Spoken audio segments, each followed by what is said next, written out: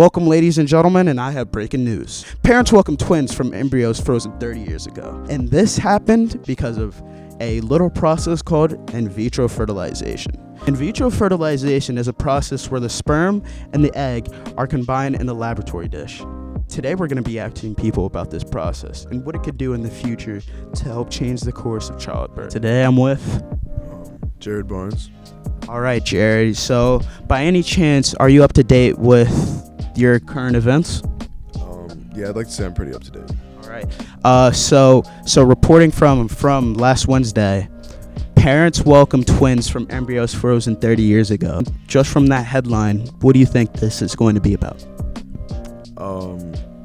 It sounds like two embryos were frozen 30 years ago and made kids from them. So how do you feel that an embryo that could be well older than you is now being birthed into this world? How do you feel like this advancement could change the course of child conception? I think it's crazy. I mean, just that like a kid could be born or like made 30 years ago and born now. I think that like I don't know what significance it has, but I definitely think that's like pretty cool and impressive that that's even like a thing that we could do. Being a young man about to go into the adult world, do you feel like certain tools like this to help people, bring children into this world? Do you feel like these new tools are effective and well? Honestly, yeah, I think so, because recently we had a discussion about abortion, and I think that like this could also be another alternative. Say like two parents end up having a kid young, or something like that, and they're not ready to have a kid. Just freeze it. Hold off for a few years. Thank you, Jared. All right, guys, I'm here with a special guest, Diane Fastigi. The go, Miss Fastigi. All right, so we're talking about in vitro fertilization today, and this could be used for later on, whether a couple who can't produce a baby wants to actually like go through with the process of childbirth. How do you feel that this advancement could help people who are struggling to have kids in the future?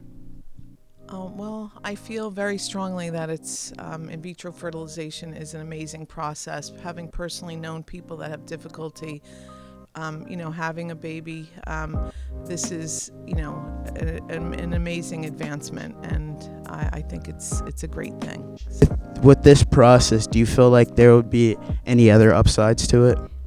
Definitely, because there are situations where anyone undergoing chemotherapy treatments has to have like egg retrieval and sperm retrieval before they start those treatments, and then the only way that they might be able to have a child is through in vitro fertilization. So that's really life-changing for most people in that situation. Thank you, Nurse Fastigi. Gentlemen, and today I'm here with Coach Novak. Coach Novak. All right, so today we're going to be talking about vitro fertilization. So the story that we're talking about is parents welcome twins from embryos who were fertilized 30 years ago. How do you feel about that?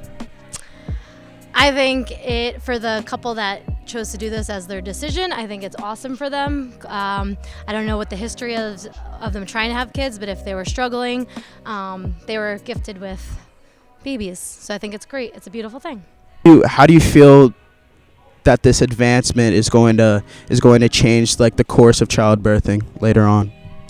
Well, obviously years ago before in vitro fertilization, if a couple couldn't reproduce, then they were stuck not having kids. So I think science is awesome. There's so many advances in it, and it's just going to get better as time goes on. Thank you, Coach. Thank you. Okay, so today we're going to be talking with Benicio Romero. All right. And we're going to be talking about parents who welcome twin embryos from 30 years ago. With the use of vitro fertilization, how do you feel that this could change the new sort of norm to birthing? I mean, it is a pretty weird process because it's basically a middle-aged man who's being born. Captain America, got it. But I guess it's a system that they could use later on in the future if there's less people who can fertilize. So I guess it's a good system. Thank you, Benicia. And today I'm here with Riley. Riley. How are you? Good, how are you? I'm good. So today we briefly spoke about this, but there were twin babies born from 30 years ago using what is called vitro fertilization, which is when essentially they fertilize the egg and then they store it in a tiny container, and you could use it from time to time.